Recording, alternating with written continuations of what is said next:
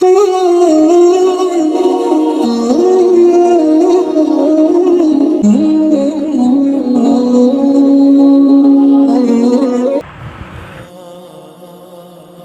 اللہ الرحمن الرحیم۔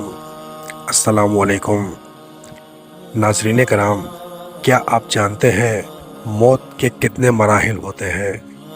موت کے 6 مراحل ہوتے ہیں۔ پہلا مرحلہ یوم الموت کہلاتا ہے۔ یہ وہ دن ہے جب انسان کی زندگی کا اختتام ہو جاتا ہے۔ اس دن اللہ تعالیٰ فرشتوں کو حکم دیتا ہے کہ وہ زمین پر جائیں اور انسان کی روح قبض کریں تاکہ اسے اپنے رب سے ملاقات کے لیے تیار کیا جا سکے۔ بدقسمتی سے کوئی بھی اس دن کے بارے میں کچھ نہیں جانتا، اور جب وہ دن آتا ہے انسان کو یہ بھی احساس نہیں ہوتا کہ یہ اس کی موت کا دن ہے۔ تاہم انسان اپنے جسم میں تبدیلیاں محسوس کرتا ہے۔ مثلاً مومن کے دل کو اس دن خوشی اور سکون ملتا ہے، جبکہ برے اعمال کرنے والے کو سینے اور دل میں دباؤ محسوس ہوتا ہے۔ اس مرحلے پر شیاطین اور جنات فرشتوں کے نزول کو دیکھتے ہیں، لیکن انسان نہیں دیکھ سکتا۔ قرآن کریم میں اس مرحلے کا ذکر یوں کیا گیا ہے، اور اس دن سے ڈرو جس دن تم اللہ کی طرف لوٹائے جاؤ گے، پھر ہر جان کو اس کے کیے کا پورا بدلہ دیا جائے گا۔ دوسرا مرحلہ روح کا تدریجی طور پر نکلنا۔ یہ مرحلہ پاؤں کے تلوں سے شروع ہوتا ہے۔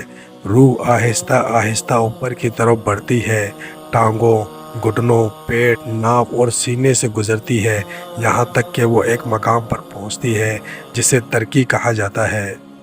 اس مقام پر انسان تھکن، چکر محسوس کرتا ہے اور کھڑا ہونے کے قابل نہیں رہتا۔ اس کی جسمانی طاقت ختم ہو جاتی ہے، لیکن وہ اب بھی نہیں سمجھ پاتا کہ اس کی روح جسم سے نکل رہی ہے۔ تیسرا مرحلہ ترقی کا مرحلہ۔ قرآن کریم میں اس کا ذکر یوں آیا ہے، ہرگز نہیں، جب روح حلق تک پہنچ جائے گی اور کہا جائے گا کون جھاڑ پھونک کرے گا، اور وہ سمجھے گا کہ یہ جدائی کا وقت ہے، اور ایک پنڈلی دوسری پنڈلی سے لپیٹ دی جائے گی۔ ترقی حلق کے نیچے کی 2 ہڈیوں کو کہا جاتا ہے جو کندھوں تک پھیلتی ہے۔ وکیل من راکی کا مطلب ہے کہ کون روح کو لے کر جائے گا۔ یہ وقت ہوتا ہے جب لوگ ڈاکٹر یا ایمبولینس بلانے یا قرآن پڑھنے کی بات کرتے ہیں، لیکن انسان ابھی بھی زندگی کی امید رکھتا ہے۔ عربی کی آیت ہے جس کا مطلب ہے کہ انسان کو موت کے قریب ہونے کا احساس ہوتا ہے، لیکن وہ اب بھی بقا کی کوشش کرتا ہے، یعنی روح کے نکلنے کا عمل مکمل ہو چکا ہے اور جسم کے نچلے حصے بے جان ہو چکے ہیں۔ چوتھا مرحلہ حلقوم کا مرحلہ۔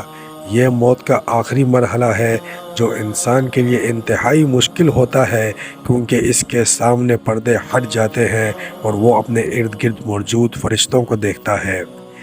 یہاں سے انسان آخرت کو دیکھنا شروع کرتا ہے۔ ہم نے تمہاری آنکھوں سے پردہ ہٹا دیا، آج تمہاری نظر تیز ہے۔ قرآن میں اللہ تعالیٰ فرماتا ہے، پھر کیوں نہیں جب روح حلق تک پہنچ جائے اور تم اس وقت دیکھ رہے ہو اور ہم تم سے زیادہ قریب ہیں لیکن تم نہیں دیکھ سکتے۔ یہ وہ وقت ہے جب انسان اللہ کی رحمت یا غضب دیکھتا ہے۔ وہ اپنی زندگی کے اعمال کو اپنی نظروں کے سامنے گزرتا ہوا دیکھتا ہے اور شیطان اسے گمراہ کرنے کی آخری کوشش کرتا ہے۔ قرآن کہتا ہے، اور کہو اے میرے رب، میں شیطان کے وسوسوں سے تیری پناہ مانگتا ہوں اور اس سے بھی کہ وہ میرے پاس آئے۔ پانچواں مرحلہ ملک الموت کا داخلہ۔ یہ مرحلہ وہ ہے جہاں انسان کو معلوم ہو جاتا ہے کہ وہ رحمت والوں میں سے ہے یا عذاب والوں میں سے۔ اللہ تعالیٰ فرماتا ہے، اور جن کی روحیں فرشتے سختی سے نکالتے ہیں ان کے چہروں اور پشتوں پر مارتے ہیں۔ اگر انسان مومن ہے تو اس کی روح نرمی سے نکلتی ہے، جیسے پانی کا قطرہ مشکیزے سے نکلتا ہے۔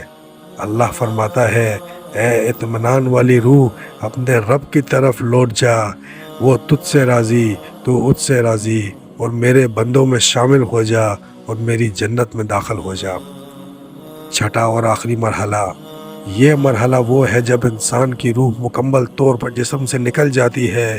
اگر وہ گناہ گار ہے تو کہتا ہے اے میرے رب مجھے واپس بھیج دے تاکہ میں نیک عمل کر سکوں، لیکن اللہ فرماتا ہے ہرگز نہیں، یہ صرف ایک بات ہے جو وہ کہہ رہا ہے اور ان کے پیچھے ایک پردہ ہے قیامت کے دن تک، اور موت کی سختی حق کے ساتھ آئے گی، یہی وہ ہے جسے تم بھاگتے تھے۔